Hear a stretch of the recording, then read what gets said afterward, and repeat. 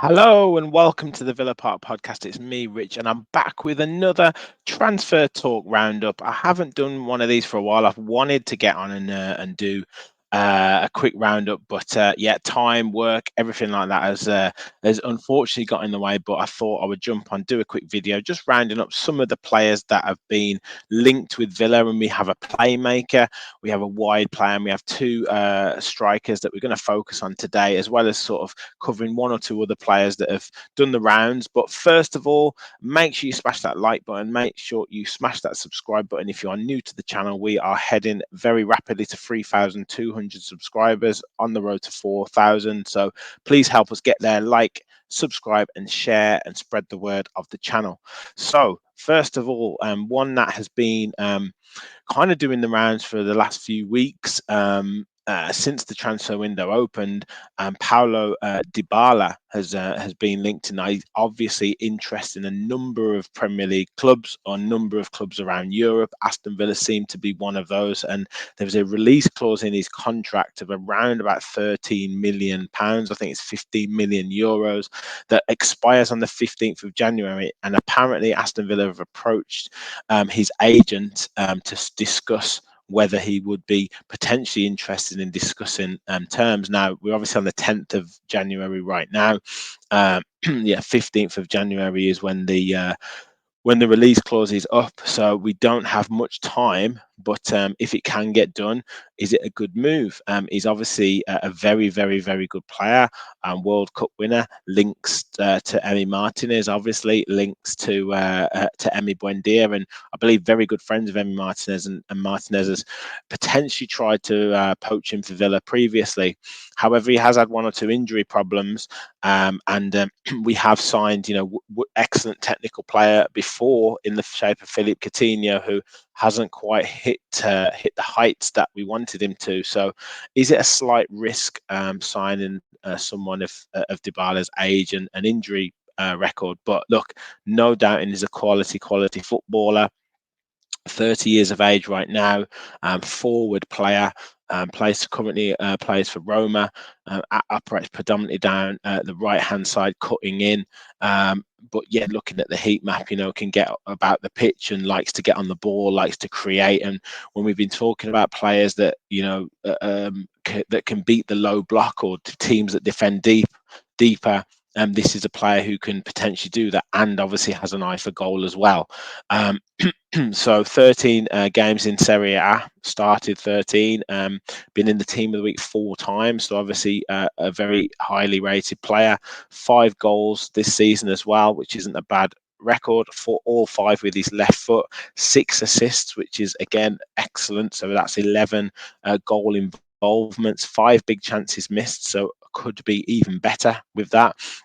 4 big chances created as well. So look, he's looking like when he plays, he's playing very, very, very well, and he's a player that probably Roma don't want to lose. So is his agent putting it out there to get him a better deal at Roma? Accuracy 83% across the game, 89% in his own half, 74% in the opposition half. So again, when he's trying things, it's still very, very accurate.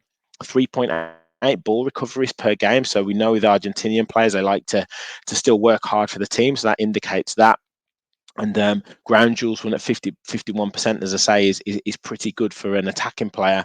But we know, those type of players like to put themselves about. So in my eyes, comparing him with Moussa Diaby, obviously quite comparable in terms of their statistics, and whoever you would play, whether it be Diaby, whether it be Dybala, whether it be Bailey, or whether it be a combination of those guys, you're going to have an excellent output in terms of chances created and creativity. So for me, if it could be done, I would really welcome it. I would really like that to be done.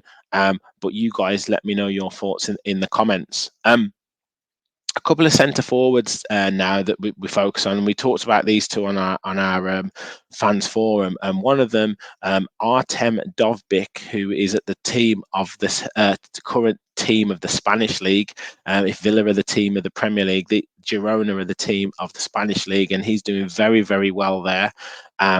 we like I say, we did a little bit of a Wikipedia look at him, and he's 6'2", strong centre forward, probably fits a profile of, maybe a more experienced John Duran. If we look at his SOFA score, though, he doesn't move around too much in terms of about the pitch. Now, does that suit an Unai Emery type style? Looking at him, comes alive in the penalty box, doesn't really do too much around everywhere else. It's obviously been on the centre circle to kick off the ball, but Emery likes his players, his centre forwards, to operate within the width of the penalty box. So would he supply that and give us a different option, if Ollie Watkins wasn't to feature? Now, he is currently the main striker for Girona, so is he going to want to come to the Premier League and compete or play second fiddle to an Ollie Watkins at 26 years old? Is probably not going to be the case. He's played 18 games, started 14 so far this season, 62 minutes per game, so that indicates that he does come off from quite regularly. Scored 11 goals, which is an excellent return from those games, and has also missed 8 big chances. So, he's getting into those areas, and obviously could have even more goals. 4 goals with his head, 7 with his left, so strong left foot. Hasn't scored any with his right foot yet. And has 5 assists as well. So obviously likes to bring players into the game, and has created 5 big chances. So he's obviously having the season of his life. But are you signing someone who's slightly maybe kind of on a purple patch at the moment? Obviously, this is his first kind of big-ish move. Obviously, moving to the Premier League, to a club like Aston Villa from a club like Girona, albeit they're doing very well. It's a big move for the player. So, yeah, would he be a slight risk? And I think it's 35 million euros around the price that they're looking for now.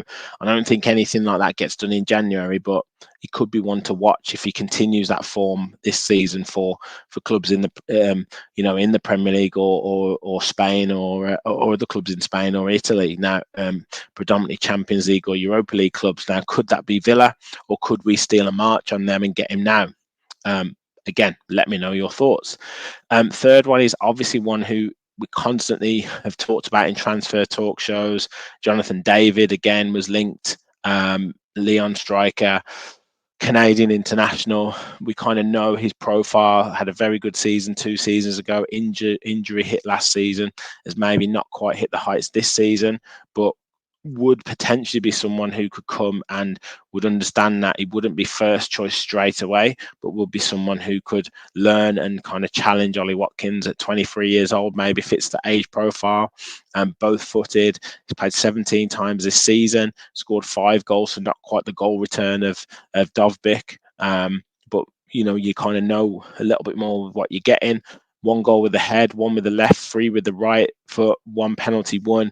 Missed 6 big chances, so indicates he could have scored more goals. Has 1 assist and has created 5 big chances. So again, still likes to bring players into the game. Over 80% passing accuracy as well, both in opposition and in own half. So intelligent player, likes to bring players into the game. And yeah, works hard. 54% ground duels won. So again, a player who will work hard for the team.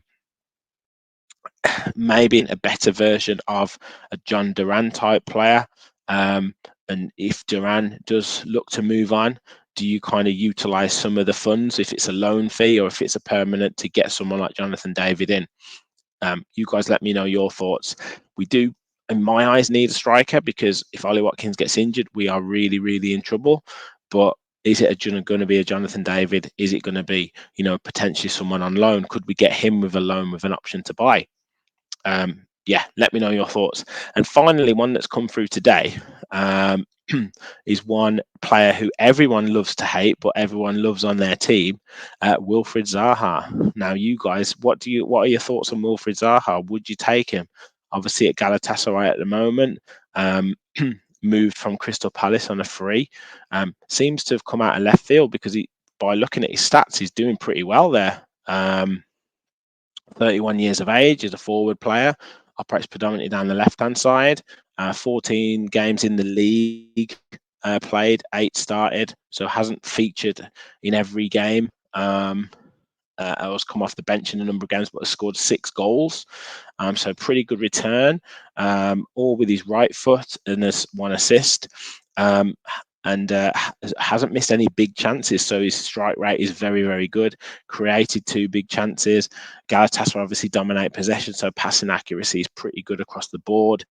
And ground duels won again. We know he's a hard-working player, but you want his work being done further forward. So, upwards of 50% in successful dribbles. Ground duels won, total duels won. And again, is he a player who you wouldn't necessarily start in every game, but could certainly come on and change a game, or could have a huge impact and be a different option for say, Leon Bailey or a Moussa Diaby.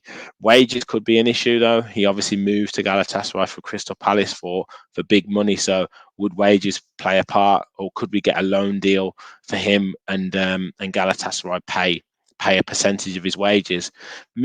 I wouldn't mind Zaha. I really wouldn't. If we could get a loan deal for him, I think he could. He knows the Premier League. He could be that kind of, I guess, that X factor for what we need. He's still fit. He scored in the Champions League, scored against Man United as well. So for me, could be a good move. But you let me know your thoughts.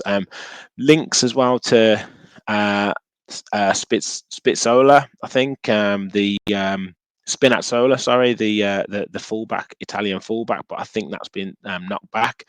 Ronnie Edwards as well, the Peterborough centre back, obviously young English player, England under 20, but he's attracting interest from a number of clubs. And I think they're looking at about a £5 million fee for him, and potentially to be loaned back. Villa could be one of those clubs. And maybe Emile Smith-Rowe has been mentioned in dispatches as well. Again, a good player, but one I don't think Arsenal would potentially want to let go in January, although they have, put out the feelers for Andre Onana. So would they need to sell someone like Smith-Rowe to fund that? And would we need him? Would we go for a Dybala or a Zaha or someone like that instead of an Emile Smith-Rowe? But yeah, you guys let me know your thoughts in the comments. That's it for me for the roundup. Thank you all for watching. Make sure you smash the like button. Make sure you subscribe to the channel. Help us hit that 3,200. Help us on the road to 4K. And we'll be back with match preview for Everton later on this week, and hopefully potentially other transfer talk shows. You never know, we might make a signing. So thank you all for watching, and as always, remember, we all follow the Villa. Thanks, everyone.